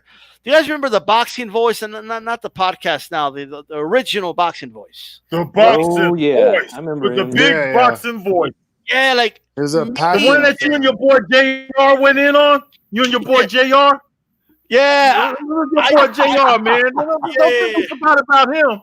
Yeah, JR, bro. Like, me and JR used to like troll a lot. We were like the original trolls and shit. Okay, we'd go after The the difference was it was the boxing voice, and the other one is the boxing voice. But so I went at it hard with him, and I got really personal with him, and he went on rope-a-dope, and I mean, I shouldn't have done it. You know what I mean? And till this day, I owned up to it. You know, I ended up apologizing to the guy. But that's probably one of the worst things I ever did, the way I went at him and stuff. It's like your version of the Gucci sneakers. Yeah. No, but this was like, it got heated. You know what I mean? And now he did do some stuff that gave me reason to. He but was corny and shit sometimes. I don't know if you guys remember when this happened. I still don't think I did anything wrong. But, like, I knew what he was doing. He was pandering to Pactards, okay? Because that I won't apologize for. Okay? But and I remember Blood called me after this happened, but it was like this big scandal, bro. Because I said, like, it just came out wrong the way I said it. And I said something like, bro, stop taking advantage of and lying to these people that are subscribed to you, bro. They're people, too. Like, I said something like that. Yeah. And they thought I was attacking Filipinos. All right. Now, fuck you, dude. Come on, dude. Yeah, like it was this big thing. How did they get there? They wanted me to come out and apologize, and like Well, what was explain the connection there, because I don't get it. Well, the reason it was a connection because they made up the connection. That's why. All right. A Filipino channel came out and said that they used to say that Filipinos were not human. You know what I mean? And I'm like, well, what does that have to do with me? Like that, you know what I mean? I had nothing to do with that. It had nothing to do with the conversation. All right. And that was one of the first incidents that I remember where people started putting words in, because that's the thing now, putting words in people's mouths, you know. But that's probably the biggest regret I have, like that whole thing that happened. Well, I think what people forget is that first off, I think Blood was the one that coined the Pactards, if I'm not mistaken. Actually, right? I wasn't. I can't take credit for that one. Who was it? That was Filthy Mouth. It was Filthy Mouth. Yeah. Oh shit! I forgot about here, and that was on YouTube. It was not on. That's where it was first said. Here. Well, okay. So going back with that, I mean, they used to contradict themselves so bad. Like I remember when Manny Filthy Mouth was an entertaining channel, man. I'm sorry he was, that dude. guy got he was. He was community because he really brought a new energy into the game. Yep. Yeah, because he was not trying to be politically correct. He was just like, I'm gonna say what the fuck I want to say on my mind, and I'm gonna go for it. And it was great, you know. And I remember like the Pacquiao fan base at that time. A lot of them didn't even watch boxing, because if you would say like, well, you know, when did you start watching fights? And when Pacquiao fought Pereira, Morales, and that's as far as their knowledge would go, right? But I remember like they would say like about Manny that he wasn't very smart, but he was going to be a congressman, and I used to be like, you guys are contradicting yourselves here, you know. So I remember that that was like, I think that was the first sign of the fang. What do you call it? D-style, the fangers or something like that, right? Like the guys that just didn't the fangirls. Yeah, they were just gonna follow what their fighter was gonna do. They didn't care about anything. Dude, I can't hear anybody but you, so I'm gonna jump off. Okay. But it was a pleasure. All right, bro. Take it Peace easy, out. Apple Type. All right, go ahead. Hey, let me ask you guys this. You guys remember the little kid that used to talk boxing that was trying to be like a Max Killerman? Yes, I do remember him. What was his name? To that kid? What happened to that kid, man? I don't know. I don't I know. don't remember him. This time was a little kid. He was a little kid, like with his dad. His dad would do that. Yeah, you don't. Come on, D-Style. You got to remember him. No, I don't remember him. What's his Actually, name again, though? Man, I forgot all about him. Yeah. Maybe you say the name. Maybe I'm not making the Max Kellerman connection, but Yeah. He used to get like his dad would put the camera in front of him and everything was scripted and he would like read it like off. And in the beginning, everybody thought like, oh shit, this kid's got some knowledge, but it wasn't. His dad would write everything down and and then when he became a teenager, because it was cute, because he'd be like this little kid, he'd be like, oh yeah, so far, blah, blah, blah, blah, blah. And then when he became a teenager, I remember now. Yeah, you remember that? And then he goes like, oh yeah, but and then just kind of like, okay, this fucker's reading off a cue card. Yeah. You know? Yeah. Hey man, I seen him years later, Ruff. And I saw him years later, and he's like a grown man now. Some shit. I did. I saw him like some years later, and he was like he was like 15 or something, tall and shit. So it's a lot of people grew up on our shit. People come to me all the time and say, hey, man, I used to listen to you when I was in high school or some shit like that. I'm like, oh, okay, cool. Shit. Man, dude, you guys remember Renegade Rousey? Remember that guy? Renegade Rousey. Why does that sound so goddamn familiar, bro? It was like, dude, he was so energetic, bro. It was. Oh, yeah. Oh, yeah. Boxing show. Like, I was like, what the hell? Like, what this is crazy. Yeah. He would make those boring fights sound like it was a war or some shit. Like, you know what I mean? Like, you talking about the CPB 23? Well, that was another guy. There was the best boxing show. Eat the what's that shit? That he'll do at the beginning of the CPB. He came on to Leave It in the Ring. You remember he was saying 97 Rough. He was saying that Roy Jones was the greatest fighter ever. The guy who came on to Leave It in the Ring. Yes, I remember. Yes, I remember. Him, yeah. What happened to Big Ragu? Wouldn't pass back then. Like, I'm telling you right now, bro, like 2010, 2011, man, ain't no broad gonna come on here, not know what the fuck she's talking about, okay, and get away with it. You know what I mean? There was no passes, bro. You have to know what the fuck you're talking about, or you're fucking out. It doesn't work like that no more, but it is what it is. You know, like I remember that. I remember the authenticity and all that, man. Hey, it's been great, guys. We've been on for about an hour and 40 minutes. It doesn't feel like it. Wow. You know, I didn't know. But let me tell you something, man. This we didn't even plan this show. You know what I mean? We didn't even talk about the show. We just came on here and just started talking. Look at where we are. You know what I mean? And that's just that's the way it should be, really. You know, at the end of the day. And what I will say is this, and I don't care what anybody says or any of that. I know the history of this shit because I was around since 2007 before I was making videos. When I was just someone watching Pound for Pound and all this stuff, and then Blood Boxing, Nice and Rough. I think me and Nice and Rough came around the same time. But, like, we built this shit, bro. This boxing talk thing on YouTube, we built it. Like, and when I say me, I mean like us and Budasai and all the other guys that aren't around no more. You know what I mean? Like that's what I'll say about that. Without a shadow of a doubt. Okay, so you know, a lot of these, you know, there's channels out there that want to like own the term YTBC. You know, nobody owns that term. That just means the community that talks boxing on YouTube. That's all that means. Right. So that's all I'll say about that, man. But yeah, some people hijack that term for sure, but I remember those days, man. Those are the best times. I remember Blood will make the YTBC's dead video like every 2 months, bro. Remember that, Blood? Oh yeah. Because everyone kept leaving, I was so upset because no new people at one time. No one was coming in to replace the people who left. You remember? Yeah. All these people didn't start flooding in until about 2011, 2012. That's when they started to flood in. Yeah. Absolutely. Well, It was at Men Take Bubble Baths. Remember that guy? Oh yeah, boy. Suds. Yes, Oh boy. that dude was a lot of people in one, bro. It was like the most bizarre thing. Like he was like a super big Mayweather fan, an Andre Ward fan. You know what I mean? And then he turned into this white supremacist channel, like out of nowhere. Oh yeah, you know what's That crazy? dude shut his channel down so many times, man. His favorite fighter lose, he's out. Then he comes back a few months later. You know. I think I was telling you, D-Style, or somebody. I helped him out. I actually took him to go interview a few fighters, and I had because we had to travel, so I rented the room and everything, and he would listen. And as soon as I said something he did not like about Gennady Golovkin, all of a sudden I was an enemy.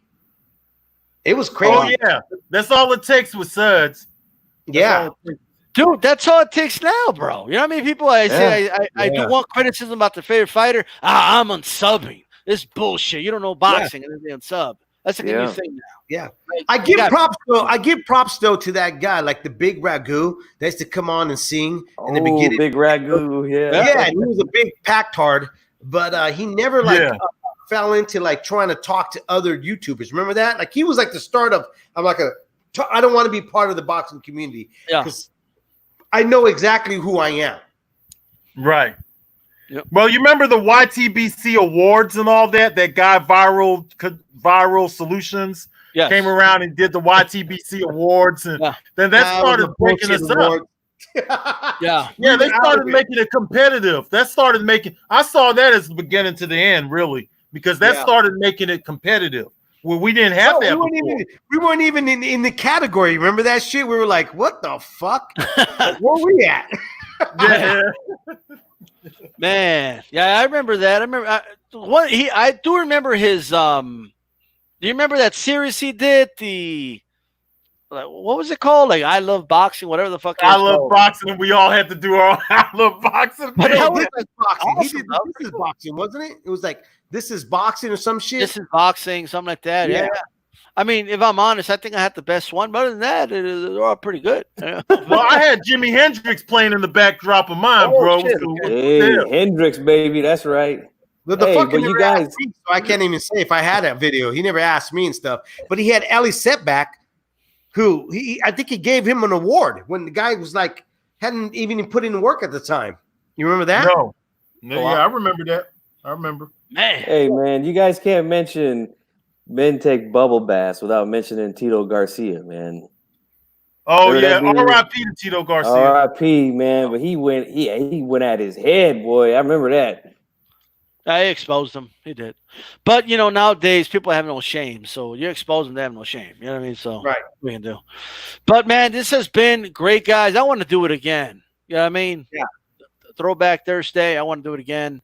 I think the old guard needs to, so some of these young channels need to, like, learn how it's done. That's all I'm going to say. Okay. But hey, Chief Funky, give us some quick thoughts, bro. Hey, man, I just want to say it's good to see you guys talking here, man. I just want to chime in, throw my 2 cents in. I mean, I've been around for almost 10 years now, but you guys have been around a lot longer than me. So, hey, I love it, man. Thanks for having me on. Salute to all you guys, man. Thank you. Peace out, Chief Funky. Hey, 97 rough, bro. Just, what are your thoughts on this video, man? Some throwback. Great time, man. Long overdue, having us all on and stuff. And I think it was great. I think it's great to like reminisce, and I think we have a lot of stories still.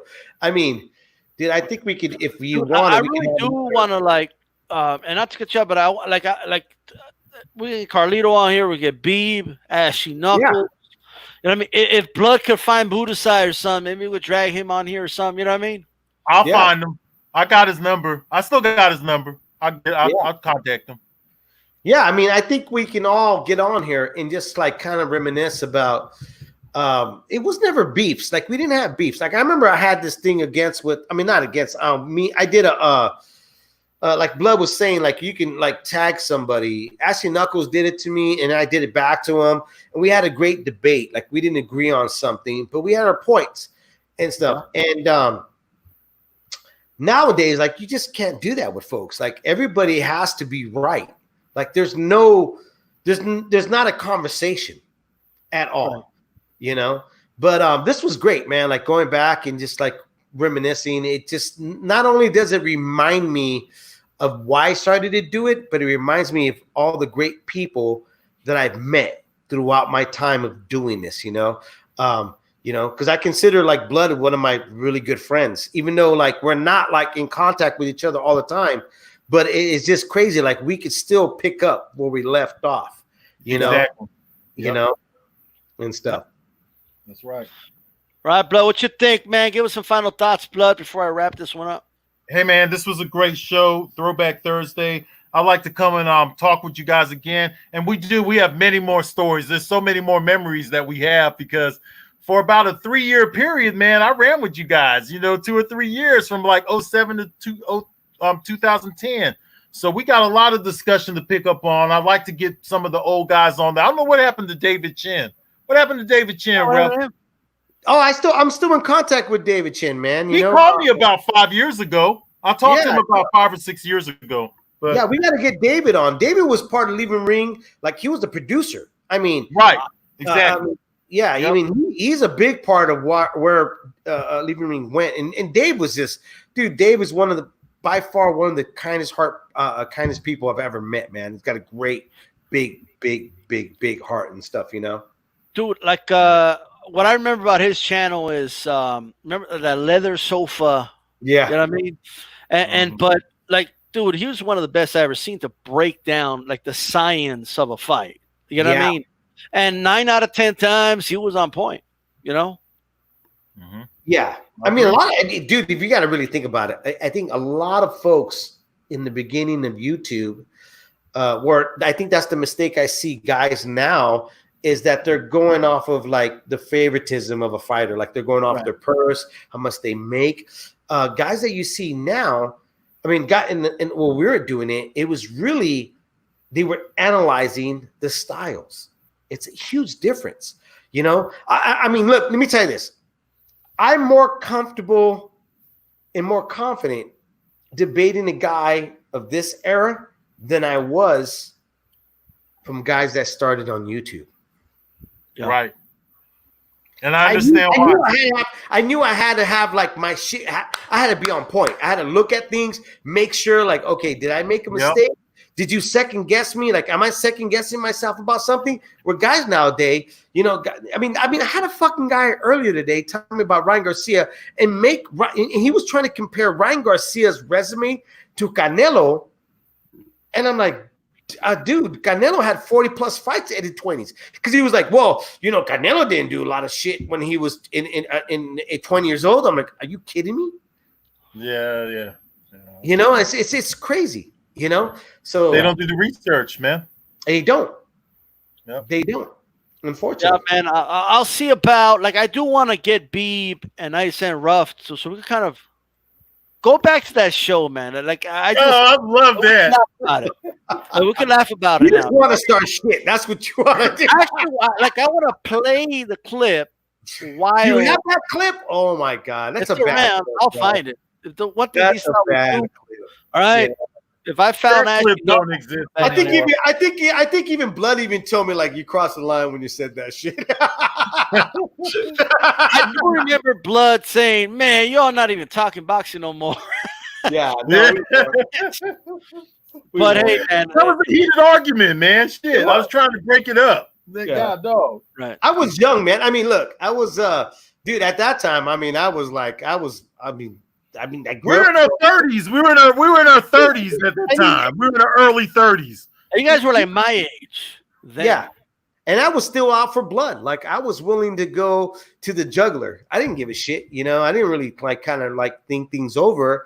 I said what I said, and that's just that's who I am. That's all. I've always been like that. But now I'm more conscious of what I say, because the fact is that, you know, I'm not trying to hurt anybody. Like, I don't want to try to hurt somebody's feelings. But at that time, I was like, dude, I got heated. you know, and Man, we people were were concerned about feelings back then, bro. yeah, I didn't give a shit about what you said, you know. I'm more I'm more in that in that position. I want to be more sarcastic, but at the same time, give you a chance to explain your position and stuff, you know, before I go, you're a fucking idiot, man. Before I say that, you know what I mean? You know. And also, didn't Budasai and Rob the Riddler have a beef too, if I remember correctly? They did. Yep. Because I hate to say it, bro, but sometimes a bodybanger would say things that just weren't correct. Like he was way off on something. And I remember Riddler the last time we talked on the phone, I was talking to Bodybanger like about 5 years ago, and he was telling me about Keith Thurman and all these other guys, and he was saying the names wrong then. And I was like, you're not keeping up with this shit, are you? He said, hell no, man. It's too many champions. So I think he was kind of a casual guy that just loved to talk boxing. You know what I'm saying? Yeah. You know, Budasai was one of those guys that I mean, I think we knew this, that he was not 100% true boxing fan. He found a niche, which boxing is a niche. He jumped on it, and the flaw of the internet. I mean, what if anybody, if you get on the internet, the flaw would be like you can get easily exposed if you're not a true boxing fan. Right. You know, like I used to tell people before, like, you know, Blood's a historian. You remember that, Blood? I say this guy's a historian. He knows his shit. You want to? I know a lot more now than I knew back then. I tell you. You know, yes, sir. So, yes, sir. When I'm on Leaving the Ring talking, I remember Gabriel Montoya would say, like, Dave, like he would ask me if somebody came out talking about an old fighter, be like, Dave, you remember this? Because even Gabriel didn't go that far back. Right. With boxing, I did, because I watched everything. You know, I'm a Jack Johnson fan. You know, I watched everything. Salvador Sanchez is my favorite fucking fighter of all times. I can sit there and tell you how he stands and how he does this. I love the guy. And you know what? Let me ask you something while you're bringing up Sanchez. Okay, I'm not to cut you off, but Sanchez had a really weird style, man. It's like this guy would come in and he didn't really probe off a jab. He didn't come in off a jab all the time. He could come in and fight off a hook, all kind of crazy. He could do it all, Salvador Sanchez. But what really amazed me was how he would establish distance without probing. How do you do that kind of shit?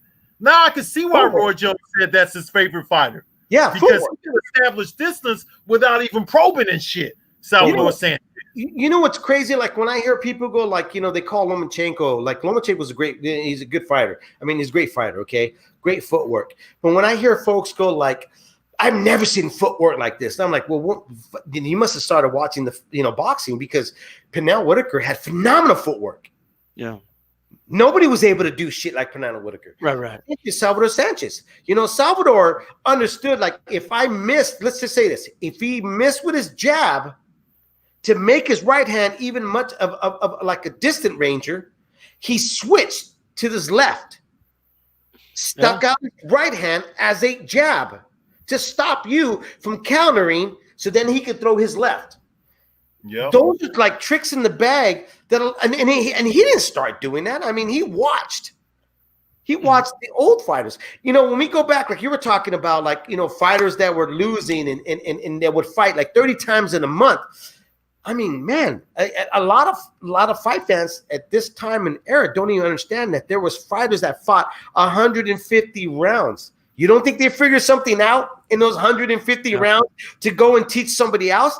There was fighters that were teaching kings and presidents. Yeah. Yeah. You know? So, you know, boxing at a time was an art form. Like, okay, I'll give you a perfect example. Go to a like a dojo or of like in the jitsu and all this stuff, right? They have a family tree. Boxing had at one time had that. Like, you could go back and go like, who did you train with? Oh, I trained with this guy, that trained this guy, and trained that guy. Boxing just all of a sudden, for some reason, just got like completely lost in the wilderness of bullshit. Mixed martial arts didn't do that. They've kept true. Well, not mixed martial arts, but like certain, jiu-jitsu, Brazilian jiu-jitsu, certain arts. They stayed true. Carlos Gracie, Halo Gracie, and the tree's there, like you see. Exactly, the tree's there. You know, we need to go back to that. I truly believe that, you know, like we need to go back. There's fighters right now that I see and I go, fuck, dude. Like, you know, when you like, you don't hear people go like, well, I don't like doing fantasy. I don't like doing fantasy fights, but I can tell you this. I know a lot of my fighters that I admire and grew up with will beat the shit out of a lot of these guys that are out there right now. Man, they're not built the same, bro. It's not being built the same. They're not being taught the same. There's a difference. Well, I mean, that's kind of what I'm getting at, right? Like, but man, Ryan, like a dude like Ryan Garcia would be food, okay, in other eras. It's the way I see it. You know what I mean? Well, Ryan has the cools. Like I had guys that like to email me all the way. They're like, "Oh, you know, you're a hater." I'm not a hater of Ryan Garcia. I think people confuse me asking questions. It's a new school term, bro. Right, Hater. right. You're a fucking hater. Like, you don't have the patience because you're an older guy. Like, what are you fucking talking about, man? Mm-hmm. You know, I didn't have the patience. I mean, I never got to see an Aaron Pryor versus fucking Leonard. Right. You know, I wanted to see that fight. You know, so you know, so what I'm saying is like, look, Ryan Garcia can be like Devon Alexander. You know who called it and said it's too early for this guy. It's too early for this guy to step in with Timothy Bradley. You know who called it? Who said this guy? It's too soon. It's gonna destroy his career, and he's not gonna become a great fighter. You know who called it? Bradley himself, no? Bradley. Mm-hmm. Yeah, Bradley said it. He's like, he's not ready for me, but I'm gonna give it to him because they're offering the right amount of money. Yep. You know. And what happened at the Dome, the Silver Dome? Nobody showed up. Yeah. Right. And let me tell you, man, this type of talk was like normal 10 years ago. Like I know, like there's a lot of, because people come in, they don't, and they think like, oh, I'm gonna show people about the history of boxing. Like, man, we've been talking about it. You know what I mean? Like it's like a thing that we've been talking about. And that's why it's good to always take it back. Hey, guys, I want to thank you, too, for coming on, man. I appreciate it. All right? Yeah. I really do. And let's do it again, man, and find some of these dudes. I can definitely get like Ashley Knuckles, but I do want to do that Joe Habib and just revisit. But when is that scheduled, D-Style? When is the Joe Habib going to be on here with us? When Beeb going to be on here? Let's just do it next week. Let's do it on Throwback Thursday. I'll let Beeb know we could do it around the same time. You know what I mean? Yeah. I'll play the audio, and then I just want like their live reaction to it. I know. Because I promise everybody, man, you never seen something like that live on a stream. You know what I mean? Like, oh, you have. I mean, if you've been listening to Ring, when I went at it with the WBC president, Jose Suleiman, when I went at it with Canelo, you've heard it before. Remember you and Blood going at it when Blood I think Blood wanted Shane Mosley to fight Pacquiao or something, no? Something like that?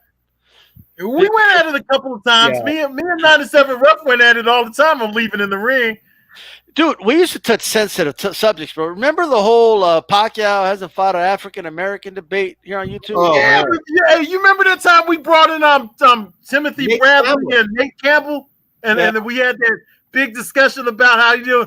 Man, I always tell people about that shit, man. That was some shit right there because they wanted to even Timothy Bradley, he wanted to chime in on that shit. He was like, I want to talk about this shit too. That was, remember Freddie Roach? Freddie Roach responded to it. Remember that? He's Nate Campbell, if you were purple, would fight you. Yeah, he sure did. He sure did. All right, guys.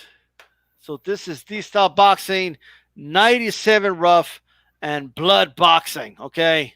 We'll see you soon. Peace, fam. All right.